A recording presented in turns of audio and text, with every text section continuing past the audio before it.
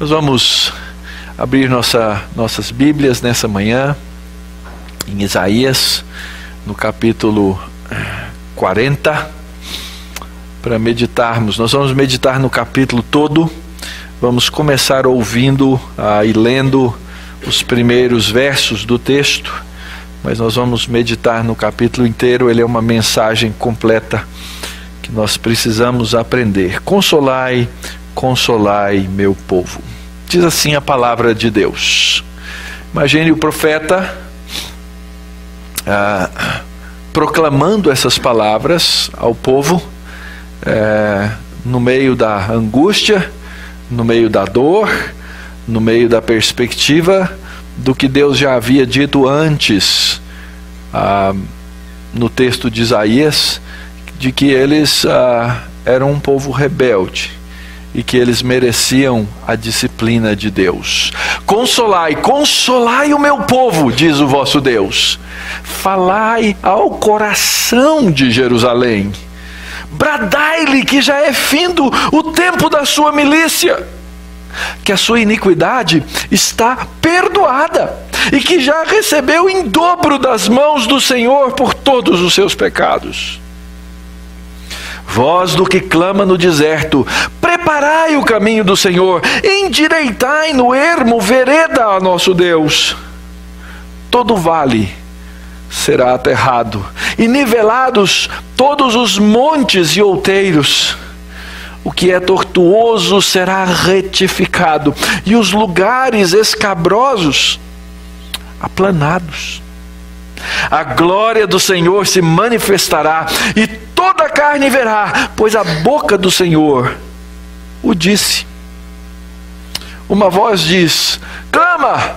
E alguém pergunta: que hei de clamar? Toda a carne é erva, e toda a sua glória como a flor da erva. Seca-se a erva, caem as flores, soprando nelas o hálito do Senhor. Na verdade, o povo é erva. Seca-se a erva, cai a sua flor, mas a palavra do nosso Deus, essa permanece eternamente. Tu, ó Sião, que anuncias as boas novas, sobe a um monte alto. Tu que anuncias boas novas a Jerusalém, ergue a tua voz fortemente, levanta-a, não temas, e dize às cidades de Judá: eis aí está o vosso Deus. Eis que o Senhor Deus virá com poder, e o seu braço dominará. Eis que o seu galardão está com ele, e diante dele a sua recompensa.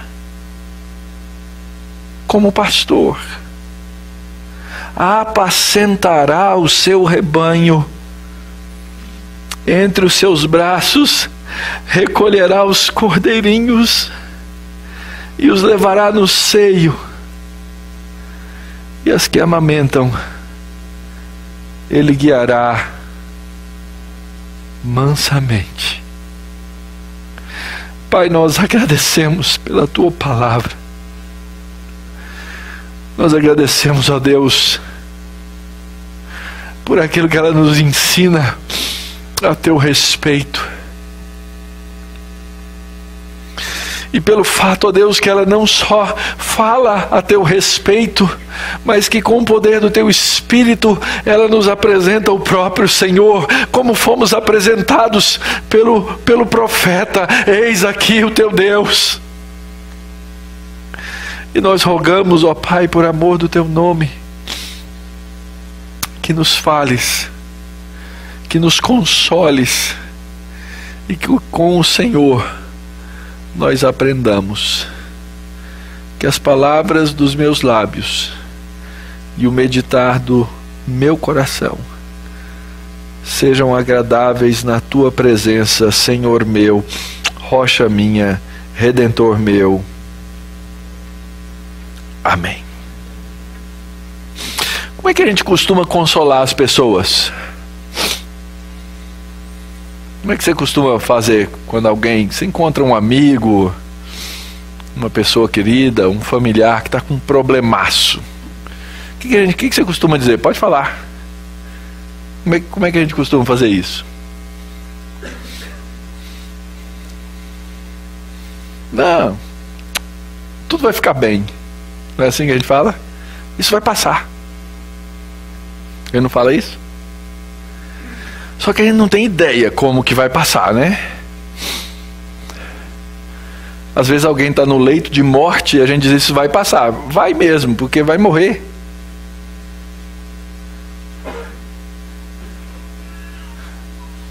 Nós não podemos nos iludir com o consolo. Nós podemos rogar ao Deus que faz todas as coisas de acordo com o conselho da sua vontade, uma vontade que é boa, que é santa, que é agradável e que visa o bem e o melhor daqueles que são os seus filhos e que andam conforme o seu caminho. A gente gosta de pensar que as situações pelas quais nós passamos, que Deus não tem nada a ver com isso.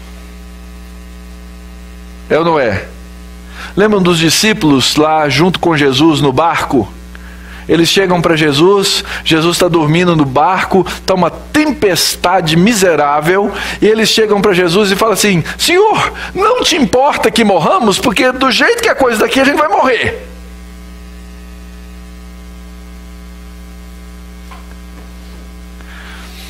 E diz o texto lá de Marcos que os discípulos estavam com medo do que ia acontecer. E eles perguntam para Jesus, o Senhor não ama a gente? Vai deixar a gente morrer? Eu tenho uma notícia para você que, não sei se você já sabe disso, mas se o Senhor Jesus não voltar, todos nós vamos morrer. E o Senhor é o Senhor que controla toda a história. Aliás, os discípulos, se fossem espertos e tivessem o Evangelho de Marcos para ler, como a gente tem, eles teriam voltado ao texto e teriam olhado lá no texto e diz assim, e Jesus ordenou que eles atravessassem o mar. Quem colocou os discípulos na tempestade, quem foi? Foi Jesus. Ele colocou-os no meio da tempestade e foi dormir no fundo do barco. E eles chegam para Jesus e perguntam, mas Senhor, não te importa que morramos? Jesus levanta e fala, qual o problema, gente? E aí ele diz assim, mar, calma-te, para, vento. E o texto de Marcos termina dizendo que eles terminaram aquele momento e aquela história com mais medo ainda. Mais medo ainda. A história do povo de Israel é uma história intrincada, imensa, tremenda, na qual Deus o tempo todo esteve nela e envolvido. Ele criou esse povo de Israel. Aliás, vamos voltar um pouquinho mais. Pastor tem essa mania de ir lá em Gênesis e até Apocalipse. Vamos lá. O que aconteceu? Deus criou um povo para si. Deus criou a humanidade.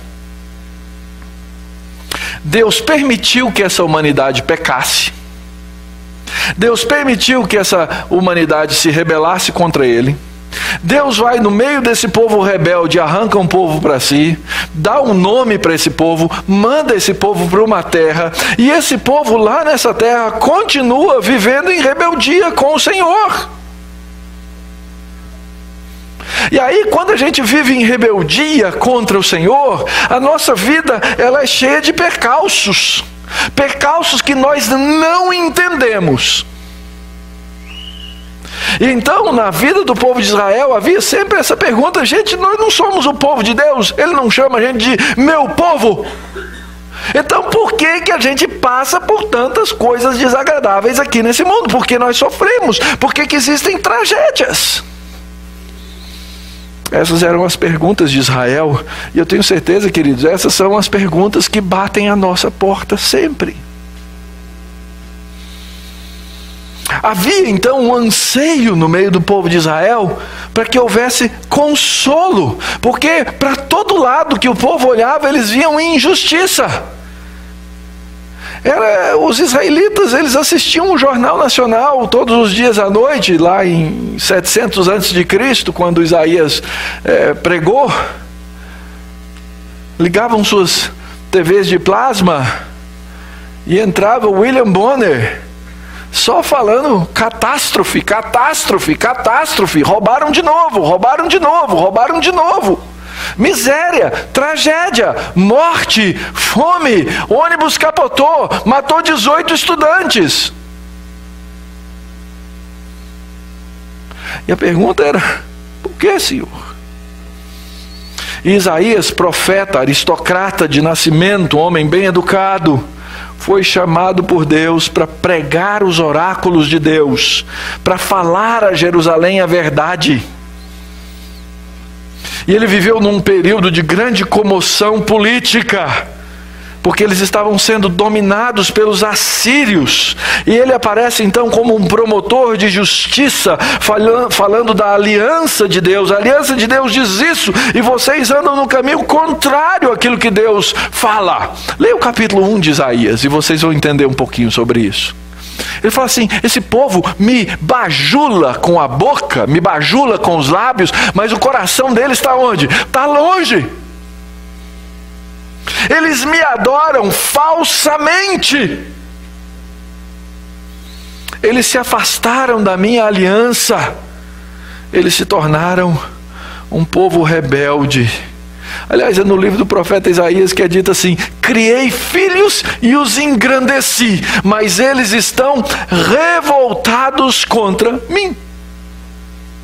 Por que então eles continuam em rebeldia?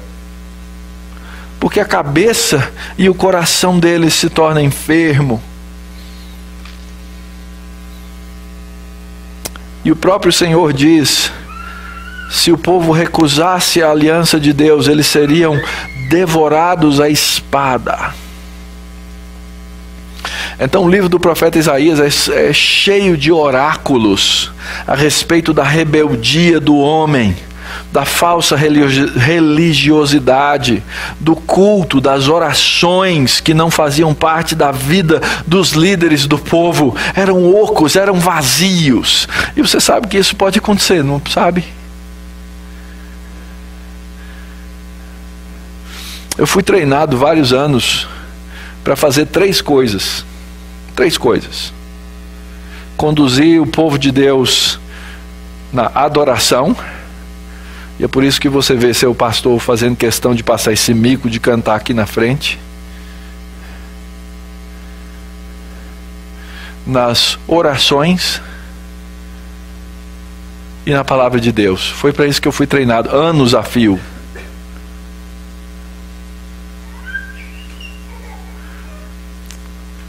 E vocês acham que seria impossível que eu chegasse aqui e falsificasse essas coisas todas? Afinal de contas eu fui treinado para isso. Os sacerdotes em Israel também, eles foram treinados para isso. E eles falsificavam, os líderes religiosos, eles falsificavam essas coisas. Eles viviam uma religiosidade vazia, era uma casca, mas não era parte da vida deles. Os governantes eram hipócritas, eram avarentos, eles eram cheios de autogratificação, eram cínicos. Já ouviram falar disso? A gente ouve o discurso dos nossos políticos e a única coisa que eu ouço é uma caixa de ressonância vazia de cinismo de todos eles. O cinismo reverbera. E o pecado, queridos, ele leva a nação à ruína moral. Então aparece Isaías capítulo 6, aquele famoso texto de Isaías. Lembram-se? Santo, santo, santo é o Senhor dos exércitos. Treme a base do limiar do templo. E Isaías diz: meu Deus, eu estou perdido. Eu sou pecador, eu vivo no meio de um povo cheio de pecado. Lembra dessa mensagem? Vivo no meio de um povo cheio de pecado. Aí Deus manda o arcanjo queimar os lábios do profeta com uma brasa do altar, para dizer assim: eu purifico os lábios. E aí Deus pergunta assim: quem vai por mim? Isaías levanta e fala: Senhor, eu vou. Deve ser um negócio legal cumprir essa missão. E aí Deus dá uma missão interessante para Isaías, lembram? Vai falar uma palavra que ninguém vai ouvir, vai pregar uma mensagem que ninguém vai crer, porque esse povo tem um coração duro. Então a mensagem do profeta Isaías é uma mensagem dura. Mas quando a gente chega no capítulo 40, viram lá no comecinho como é que o texto disse? O texto disse assim: chegou o fim do tempo dessa luta. Eu estou aqui para perdoar os pecados. Eu estou aqui para consolar o meu povo, porque o nosso Deus é um Deus consolador. Então o texto começa dizendo assim: consolai o meu povo. Quando você ama alguém, quando você gosta de alguém, quando você trata alguém, como é que você usa a linguagem? Por exemplo, Dia dos Namorados, a Denise vai falar para vocês de mim, o que ela vai dizer assim? O meu namorado. Vai, Denise, coopera aí comigo, vai. O meu marido. Os meus filhos. A gente não tem essa vontade de posse. Quando os meus filhos aprontam alguma coisa, eu viro para Denise e falo assim: seus filhos, sua mãe. Nós, pela linguagem, o que nós fazemos? Nós colocamos uma barreira, nós colocamos uma distância. Pela linguagem nós nos ajuntamos. Lembra que o pastor falou aqui domingo passado? A gente tem essa ideia de que uma imagem vale mais do que 1000 palavras, mas é com as palavras que nós descrevemos as imagens. E essa expressãozinha que aparece aí, meu povo, imagina Deus falando isso. Deus, o eterno, o soberano, o imortal, ele vira e fala assim: meu povo. É assim, queridos, que Deus trata, é assim que Deus cuida daqueles que são seus. Nós somos o povo de Deus. E Deus então ordena de novo o profeta dizendo: consolai o meu povo. Essa era a tarefa do profeta. Esse foi o chamado do profeta nessa hora. O apóstolo Paulo, falando do papel dos profetas no Novo Testamento, ele diz lá em 1 Coríntios: mas o que profetiza, ele fala aos homens fazendo o quê? Edificando. Ele ensina e ele constrói e ele faz com que as pessoas entendam a palavra de Deus. Ele exorta, ele diz: cuidado, você está no caminho errado, você pecou. E ele faz o quê? A terceira coisa? Ele consola. Que maravilhoso ministério profético que nós, igreja, temos. Porque eu sei que você está pensando aí: puxa vida, então Deus vai fazer isso por mim. Ele já fez isso por você. Ele está dizendo agora que você tem esse ministério como igreja, como povo, meu povo, de ir ao mundo e trazer o consolo de Cristo. Esse é o ministério profético da igreja: falar a verdade, instruir, edificar, exortar. E para um mundo tão quebrado como o nosso, pregar o consolo de Deus. Que consolo é esse? Se você voltar na sua Bíblia, lá em Isaías 12, diz assim: orarás naquele dia: graças te dou, Senhor, porque ainda que te iraste contra mim, a tua ira se retirou e tu me consolas. Eu acredito, queridos, que o maior problema que nós crentes, nós que já somos crentes no Senhor Jesus, temos é de entender, absorver e assimilar o perdão que nós já recebemos. Nós gostamos de nos pensar mais como pecadores do que como pecadores redimidos.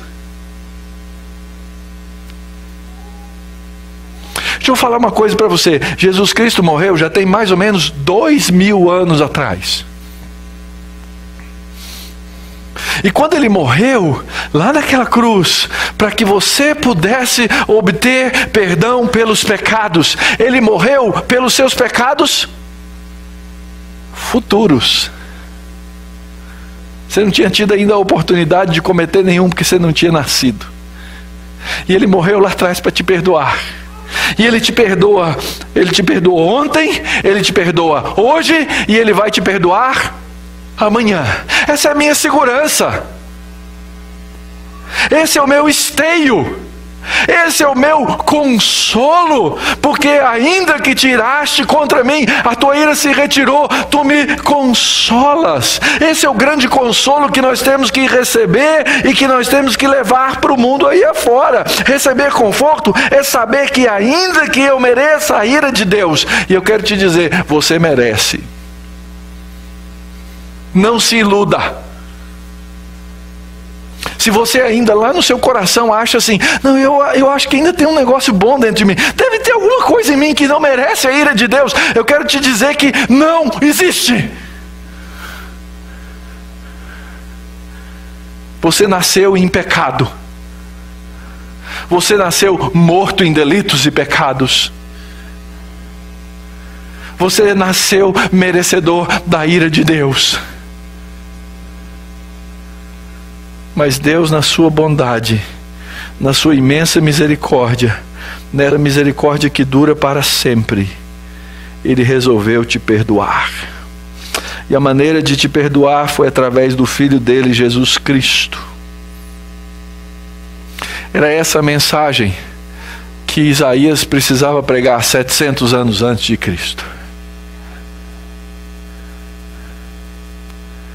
Que Deus é bom, que Ele é perdoador e que Ele tem um povo. Essa expressãozinha na língua hebraica é tão curtinha. A palavra povo é am. E a maneira de dizer meu é acrescentar um i no final. Ele diz assim: ami, ami, meu povo. Sabe de uma coisa, queridos? Deus enche a boca para falar isso. Ele não vira para o cantinho e fala, meu povo, sabe, esse povinho. Não. Ele enche a boca para falar isso, porque esse é o povo dele. Então a primeira coisa que precisamos aprender aqui nessa manhã com esse texto é que não existe consolo que o Senhor não possa lhe dar.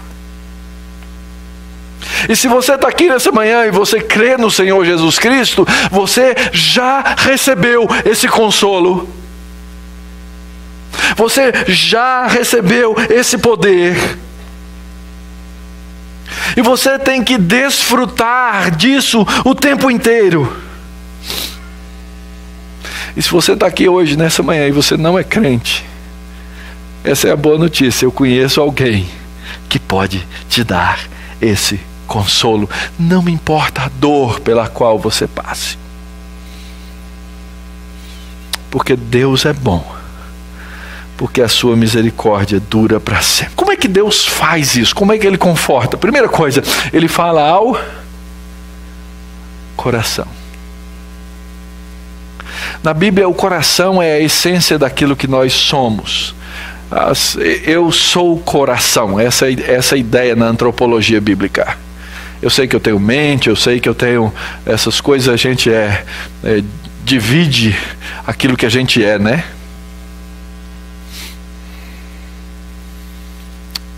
Mas no fundo eu sou coração. E Deus diz assim: fala ao coração de Jerusalém. Chegou o fim da luta.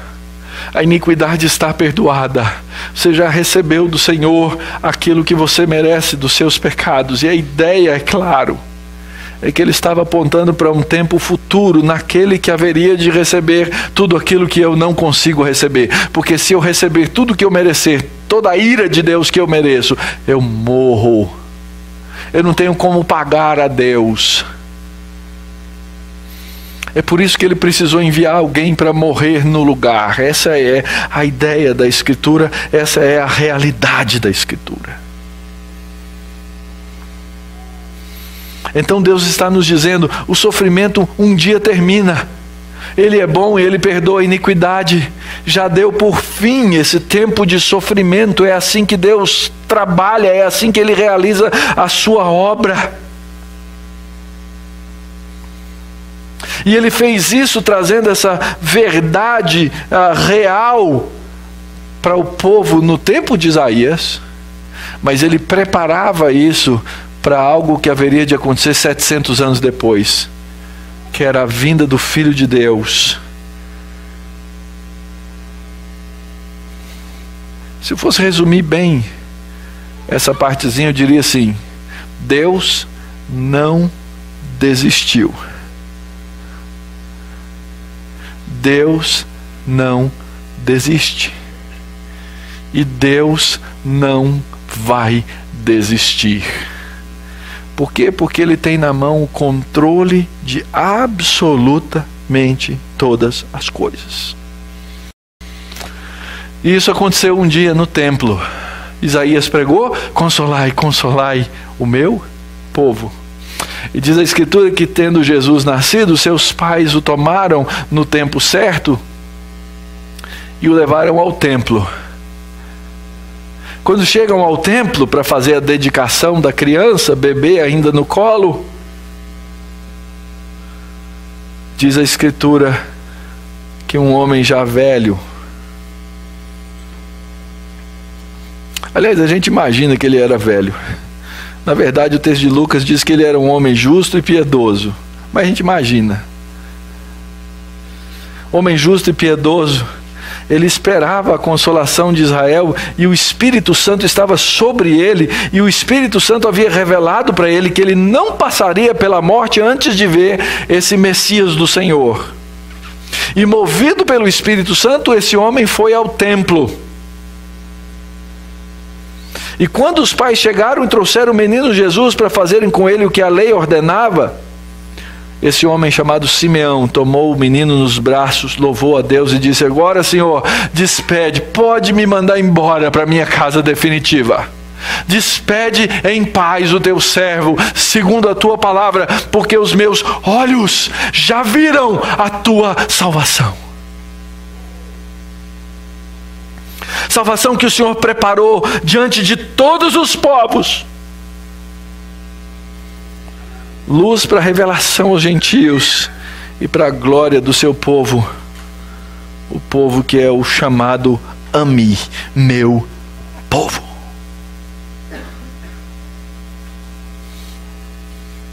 Então esse homem que nós presumimos ser velho, mas que podia ter 40, 50 ou 70 anos, ele esperou todo esse tempo. E agora ele diz: já pode me levar, Senhor. Israel já esperava há 700 anos.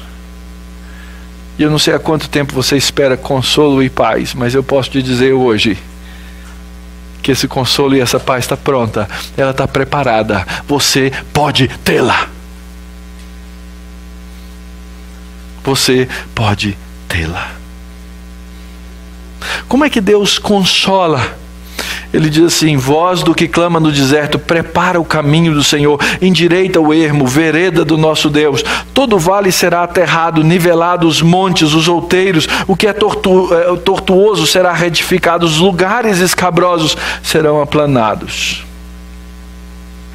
E a gente não entende muito bem. Talvez alguns de vocês já tenham passado por algum deserto em algum lugar. E talvez tenha sido o deserto errado, não esse que Isaías se refere.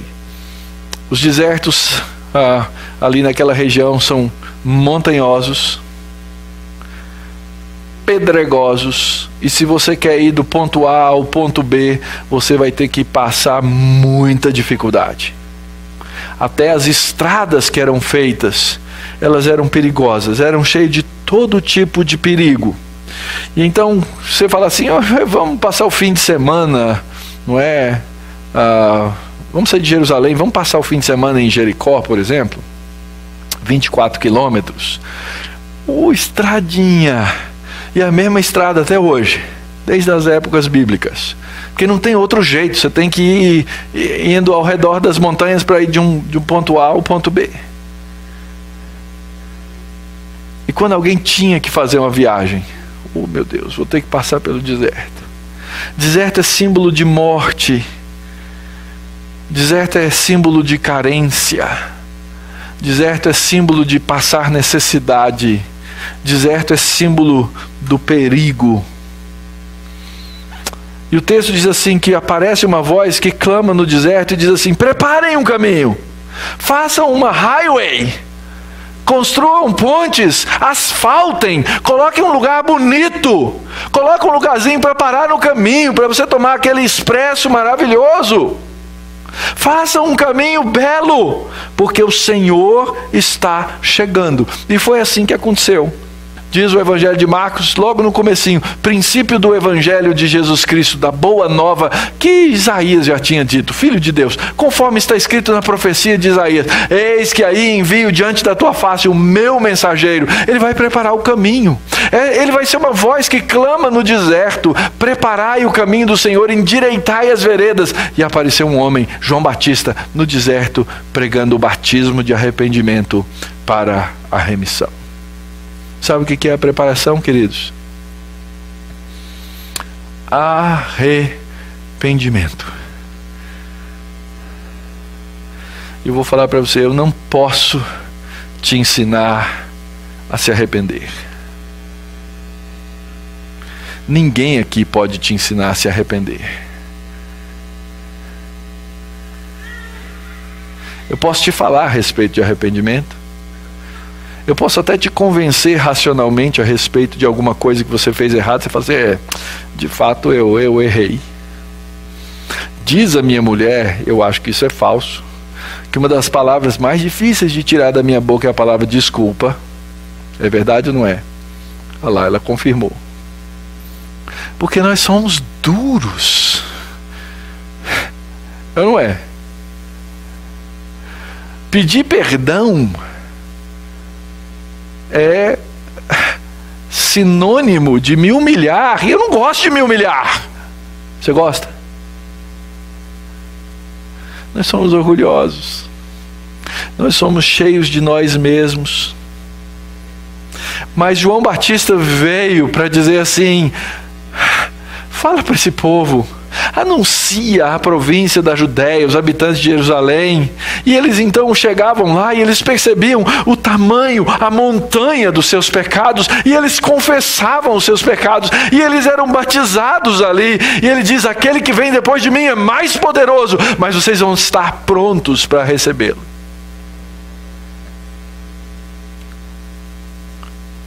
Eu não sou digno de me curvar, me ajoelhar e desatar as correias das sandálias dele. Mas eu quero dizer que ele vem e ele perdoa aquilo que eu não posso perdoar. Então não existe compreensão do Evangelho, querido, sem que haja profundo arrependimento. E eu vou te dar uma notícia pior ainda agora. Se eu não sei te ensinar a se arrepender, eu quero dizer que você não pode se arrepender por você mesmo. Mas Deus é tão bom, Ele é tão gracioso, que Ele vem e envia o Espírito Santo dEle para te convencer do seu pecado, da justiça de Deus e do juízo de Deus, para que você se arrependa de verdade. Aliás, se você fosse olhar a Bíblia sem a perspectiva do arrependimento causado pelo Espírito Santo, você ia dizer assim: a Bíblia é incoerente. Porque nessas cenas aqui vai passar um pouquinho. Sabe quem vai ser batizado por João Batista? Lembram? Jesus. E a Escritura diz que Jesus nunca pecou. E ele se batizou então para quê? Para te ensinar o arrependimento. Tamanha a bondade do nosso Deus, tamanha a graça do nosso Deus. Como é que então se cumpre essa essa promessa desse consolo. Primeiro, na glória de Deus que se manifesta.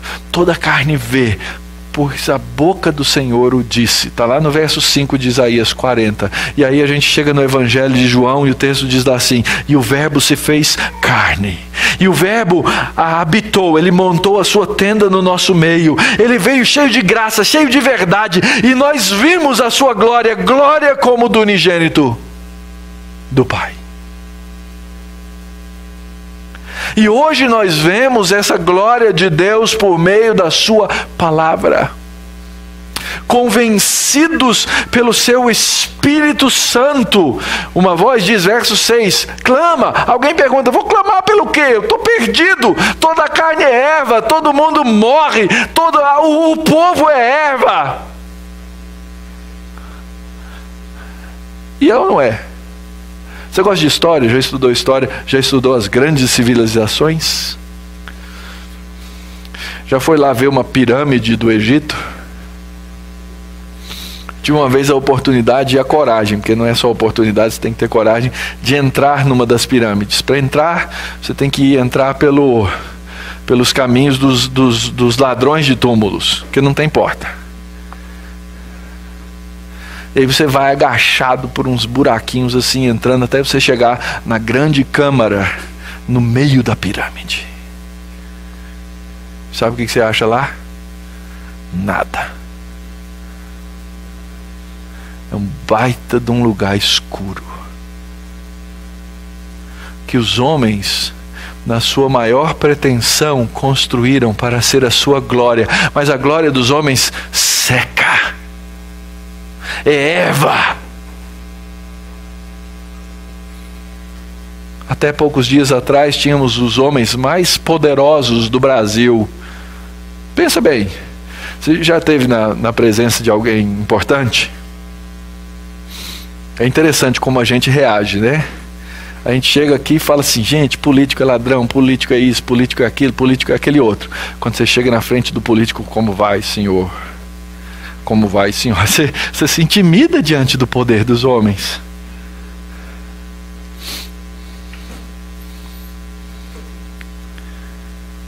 E agora estão todos aí indiciados. Pensa da glória do poder para a glória da papuda, que é onde grande parte vai parar. É assim, queridos, a glória de homens não vale nada. Eu só tenho um consolo para te dar nessa palavra, para te dar nessa manhã. A palavra de Deus permanece eternamente. E isso vem com o poder do Espírito Santo. João Batista batizou com água, mas ele veio e nos batizou com o Espírito eterno de Deus, aquele mesmo que instruiu essa palavra e nos deu essa palavra. E aí então nós temos a presença do Consolador. Verso 9, tu, Sião, tu anuncia boas novas, sobe no monte alto, anuncia as boas novas a Jerusalém, ergue a voz fortemente, levanta, não temas, dize às cidades, aí está o vosso Deus.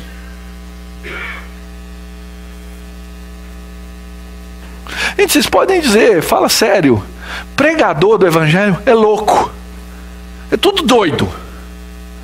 Porque a gente tem que se levantar e dizer aqui, cadê Deus? Eu não consigo pegar, eu não consigo abraçar, eu não consigo ver, e muitas vezes eu sequer consigo sentir, mas eu posso dizer para vocês, aqui está o nosso Deus. É por isso que os homens olham, e Paulo vai dizer isso lá em Coríntios, que a loucura, que o Evangelho é o quê? Uma loucura, coisa de louco mesmo. Porque os homens, na sua loucura, não são capazes de ver, não são capazes de enxergar. Eis, aí está o vosso Deus.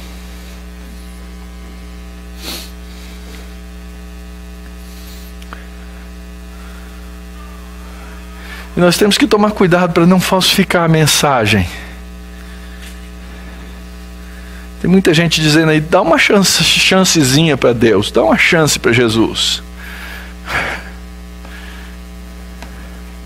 Ele não precisa de chance nenhuma, querido. Quem está precisando de uma é você.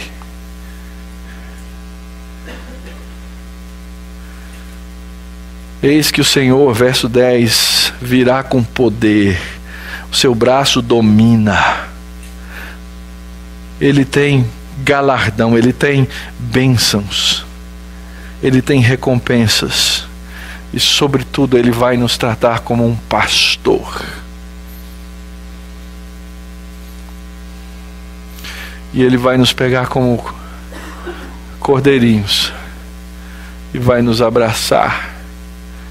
E vai nos guiar mansamente. Não é essa a mensagem de Jesus no Novo Testamento? É assim que ele faz. Ele cuida do seu povo. Por que é que Deus pode consolar assim? Eu não vou ler todo o texto, senão nós vamos sair daqui lá para as 2:30. Mas quem sabe você anota, ou quem sabe hoje à tarde eu coloco os tópicos para você ler o resto do texto de Isaías lá no nosso grupo. Primeira coisa, ele pode fazer isso, em primeiro lugar, porque ele é soberano sobre todos. Ele é o Criador, gente. Olha o que o texto diz. Quem é que na concha da sua mão mediu as águas e tomou a medida dos céus a palmos? Pensa em toda a água que existe no universo, toda a umidade que existe nesse mundo no qual nós vivemos. E pensa que ele pode pegar tudo isso na mão. E aí ele vai pegar na outra toda a terra. Ele pode pegar os montes e colocar na balança. Ninguém ensinou a Deus, queridos. Ele é Deus por isso. Ninguém guiou o Espírito de Deus. Ele não recebeu conselho de ninguém. Esse é um dos nossos grandes problemas. A gente às vezes ora para Deus, dando conselho para Deus. Senhor, é o seguinte, eu estou na seguinte situação e eu não gosto muito dela. E eu sei muito melhor do que o Senhor o que é bom para mim. Então, eu quero o seguinte. E aí você vai dando a lista para Deus. Ó, o Senhor precisa entender, Deus, o que eu quero. Afinal de contas, eu sou sábio. E a gente vai ensinando para Deus.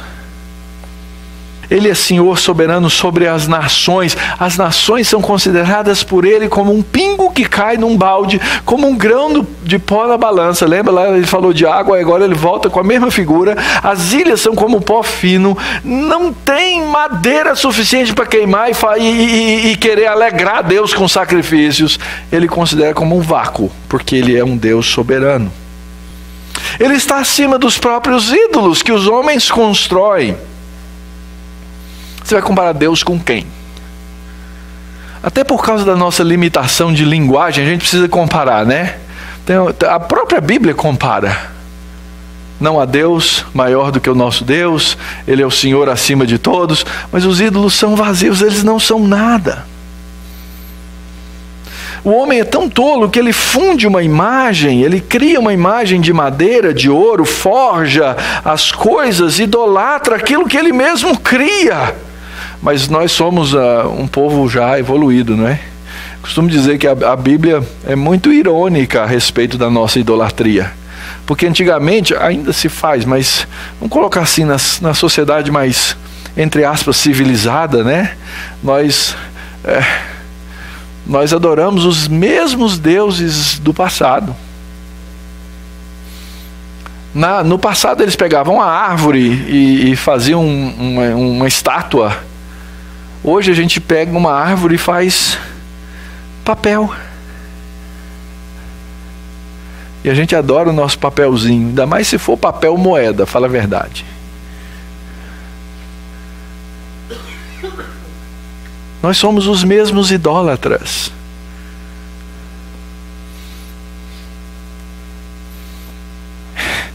Essa é boa, hein? Nosso Deus está acima do presidente, da presidente, do vice-presidente. Ele está acima de todos os chefes de Estado. Ele está acima de todos os governantes.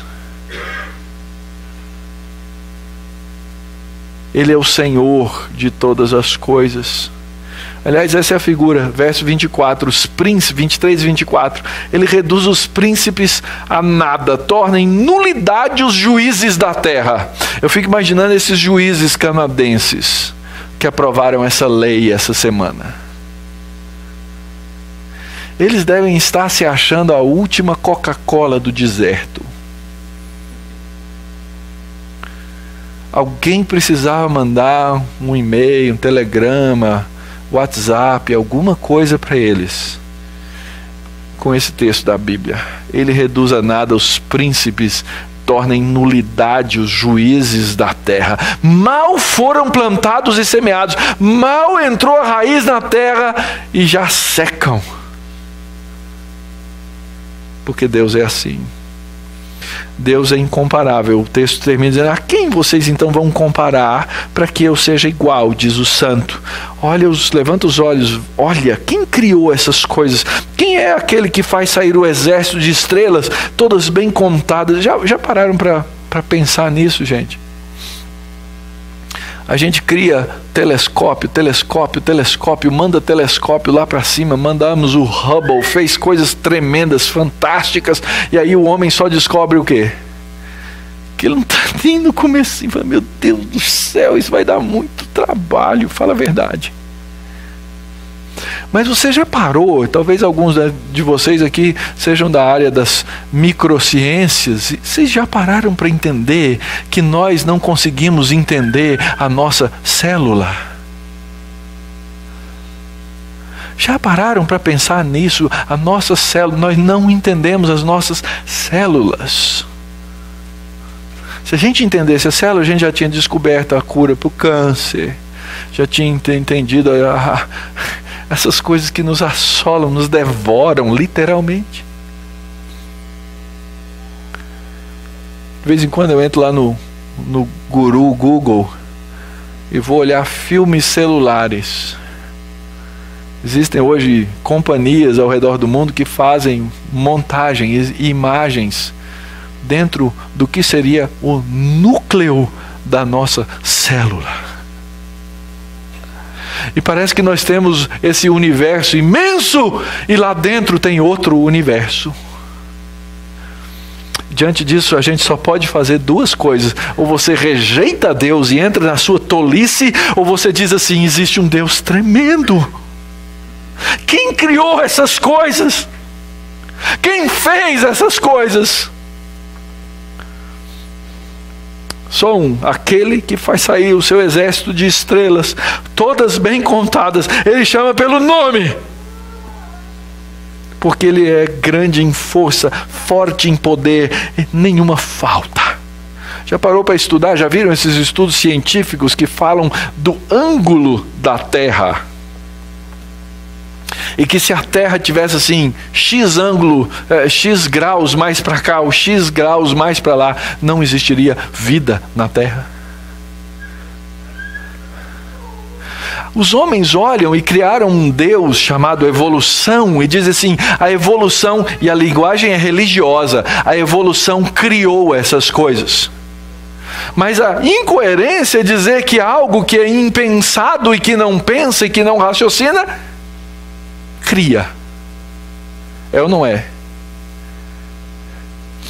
Eu gosto, eu sinceramente, eu ia gostar se a evolução fosse verdade. Porque eu ia chegar em casa e a minha casa ia estar arrumada. Mas lá em casa a evolução chama Angélica.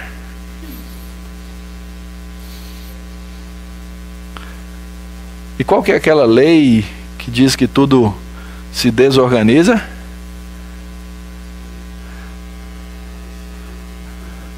Não, aquela lei que diz que as coisas, se largadas por si só, elas se bagunçam. A segunda lei da termodinâmica. Lá em casa chama-se Nina, não é? Segunda lei da termodinâmica. Nós bagunçamos tudo, gente. Mas Deus não deixa nada fora do lugar. Porque, pois dizes ao Jacó e falas ao Israel: meu caminho está encoberto do Senhor. O meu direito passa despercebido. Ele não se incomoda comigo. É mentira. É mentira. O juízo de Deus é certo e assim Ele pode te restaurar.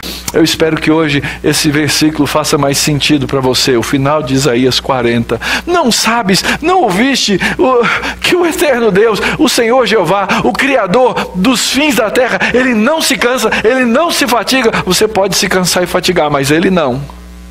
Não, você não sabe que não dá para entender a grandeza do entendimento de Deus, e Ele faz forte ou cansado, multiplica as forças ao que não tem vigor. Os jovens se cansam e se fatigam, os moços de exaustos caem, mas os que esperam no Senhor renovam as suas forças. Sobem como a águia que o vento bate por baixo das suas asas e a leva às mais tremendas alturas. Correm e não se cansam, caminham e não se fatigam. O texto não está falando aqui das nossas forças físicas. O texto está falando aqui dessa condição na qual Deus nos coloca, de nunca perder a esperança, porque nós temos esse Deus maravilhoso.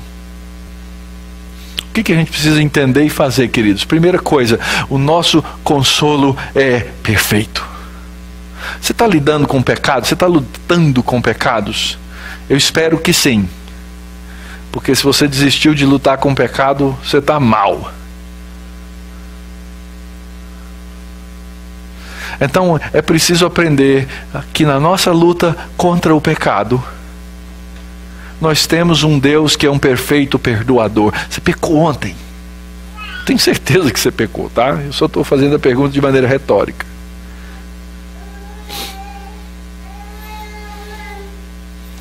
Esse pecado confessado, admitido diante do Senhor, ele está perdoado no nome do Senhor Jesus. Siga em frente.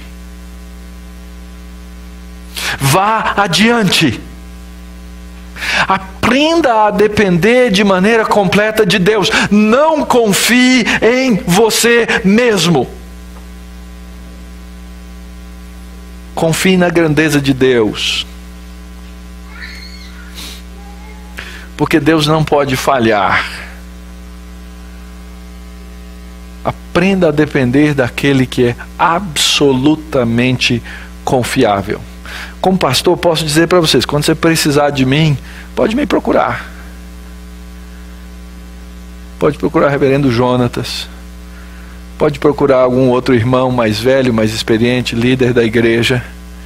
E a nossa vontade maior é de poder servi-lo.